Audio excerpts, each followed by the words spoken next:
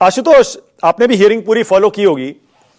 क्या as a journalist, political commentator, social commentator, आपको भी लगता है कि आज की हियरिंग के बाद फॉर ऑल प्रैक्टिकल पर्पसेस ये कानून तो लटक गया? आशुतोष देखिए, अब मेरे लिए कहना बहुत मुश्किल होगा कि लटक गया नहीं लटक गया, क्योंकि सुप्रीम कोर्ट में भी इनिशियल सुनवाई हुई है, तो अंतिम फैसला तो भी आया नहीं है। और हो सकता है अंतिम फैसला 3 महीने में आए या 3 साल में आए या 10 साल में आए, तो उस पर अभी हम सुप्रीम कोर्ट क्या फैसला करेगा उस पर हम टिप्पणी नहीं करें, बेहतर होगा। 2 चीजें बड़ी महत्वपूर्ण है। पहली बात यह कि सरकार ने दरअसल आज कोर्ट के अंदर अपनी इज्जत बचाई। इज्जत इसलिए बचाई क्योंकि सुप्रीम कोर्ट ने कल बहुत ही कैटेगोरिकली यह कहा था कि एक्सेप्शनल सिचुएशन है और वैसे में हम इंटरिम स्टे दे सकते हैं। बहुत क्लियरली बोला था। अगर वैसा हो जाता, यानी कानून के कुछ हिस्सों पर अगर सुप्रीम कोर्ट रोक लगा देता, तो सरकार के लिए और संसद के लिए इससे ज्यादा एम्बैरेसिंग सिचुएशन नहीं होती। लिहाजा सुप्रीम कोर्ट ने तैयार हुआ कि आप अगले दिन आइए और हम बातचीत करते हैं। अगले दिन जब कोर्ट फिर बैठी तो उस वक्त सरकार ने 7 दिन का वक्त मांगा और सुप्रीम कोर्ट उसमें तैयार हो गया। तो ये जुडिशरी और पार्लियामेंट के बीच में, जुडिशरी और गवर्नमेंट के बीच में जो एक हार्मनी होनी चाहिए, यह उसका प्रमाण है कि दोनों ने अपनी अपनी पोजीशन पर थोड़ी सी कंप्रोमाइज किया। सुप्रीम कोर्ट भी अपनी जिद पर नहीं अड़ा और सरकार को भी लगा कि अगर ऐसा कहीं हो जाता है तो फिर प्रॉब्लम आएगी, इसलिए उन्होंने अपने हाथ पीछे खींचे। और 2 चीजें जो बड़ी कंटेंशियस इश्यूज थी, एक तो इस बात को लेकर था जो सुप्रीम कोर्ट ने बहुत स्पष्ट तौर पर कल जब उन्होंने कहा कि भाई क्या किसी हिंदू मामले में, हिंदू बोर्ड में क्या कोई मुसलमान हो सकता है? खुलकर बोलिए। सुप्रीम कोर्ट ने कहा खुलकर बोलिए।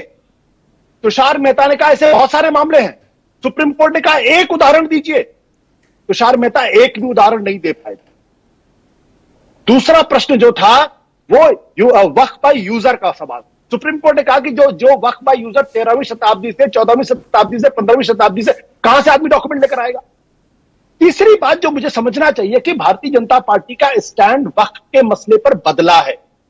2009 में जब भारतीय जनता पार्टी ने अपना मैनिफेस्टो जारी किया था, उसमें स्पष्ट तौर पर यह लिखा था कि वक्फ बोर्ड की जो प्रॉपर्टीज अधिग्रहित की गई है, माने वक्फ बोर्ड की प्रॉपर्टी जो इंक्रोच की गई है, उसको हम मुसलमान के धर्मगुरुओं से बातचीत करके उसको दोबारा अधिग्रहण छुटवाएंगे।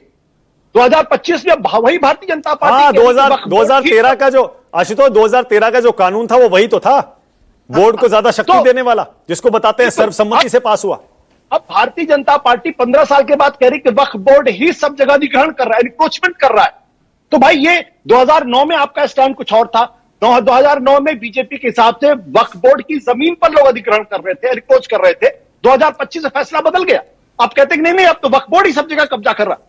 ये जो नैरेटिव चेंज है, ये नैरेटिव चेंज दरअसल कुछ नहीं है, बल्कि जो एक लैंड जिहाद का कॉन्सेप्ट पिछले दिनों बड़ी तेजी के साथ उड़ा है, लैंड जिहाद, लव जिहाद, शरबत जिहाद, न जाने कितने कितने जिहाद है, ये उसका एक एक्सटेंशन, इसके अलावा कुछ नहीं। ओके। और हर कानून में कुछ अच्छाइयां होती, कुछ बुरी बात होती। सुप्रीम कोर्ट ने भी कहा है कि भाई इसमें कुछ अच्छी चीज है, कुछ बुरी बात। और भ्रष्टाचार के आधार पर अगर आप कानून बना रहे हैं तो फिर पार्लियामेंट के अंदर कितने ऐसे मेंबर ऑफ पार्लियामेंट बैठे हैं जिनको भ्रष्टाचार गंभीर आरोप है, फिर पार्लियामेंट बदल दीजिए।